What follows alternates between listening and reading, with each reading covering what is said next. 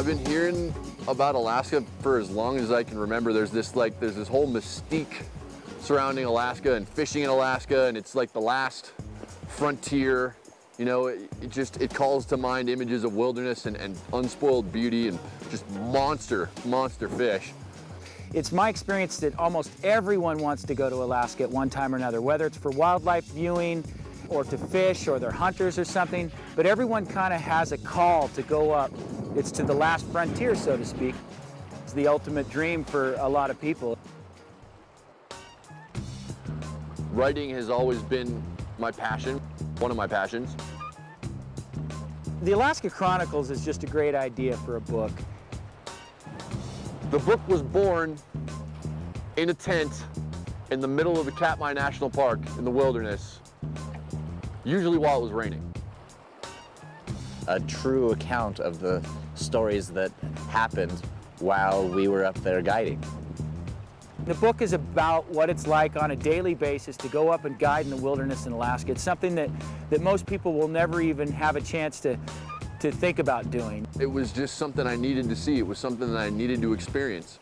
And the only way I was really going to experience it was if I worked there, was if I guided up there.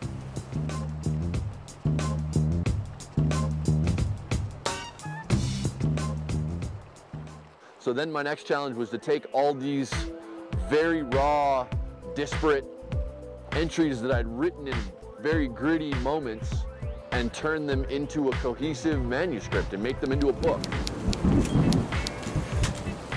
What you get is exactly what was going on, exactly what I was feeling. It's not censored at all.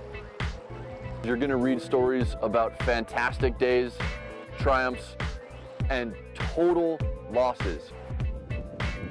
The motor seized after about 10 minutes on the water. You're on call every waking moment of the day. You don't really feel like getting out of bed to go unload the boat when a guy shows up at 2 in the morning, but that's the way it is. Some guides go to the Great Alaskan Bush Company and spend half their summer on strippers. But I wouldn't know about that because I missed the opportunity to go see strippers. I mean, we don't have a 9-to-5. We don't have to pick up a phone. We don't have to pay rent or buy our own food. Every day you woke up, you ate, you fished, and you pooped, and I loved it. The trout are enormous, they're aggressive, they eat mice.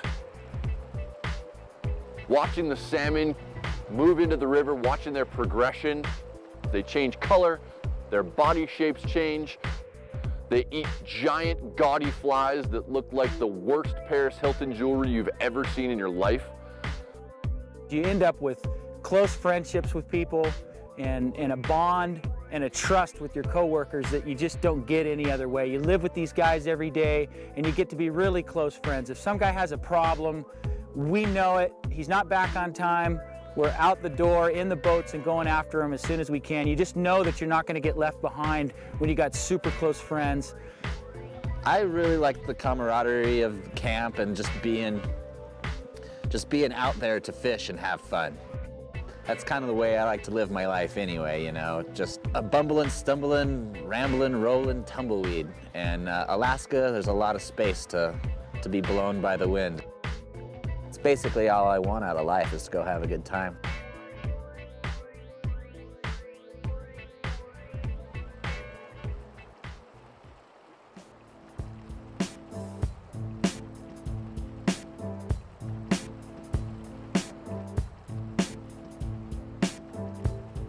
You get to hear some inside scoops of what it's like. You're kind of behind the scenes, you're in the tents, you're on the water with the clients. It really lets you know what it's like up there, and it's fun to read the stories.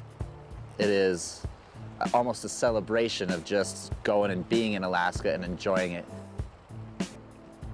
If you want to know what it's really like up there on a day-to-day grinded out basis, that's what this book does. So I think it's completely unique in what it's offering.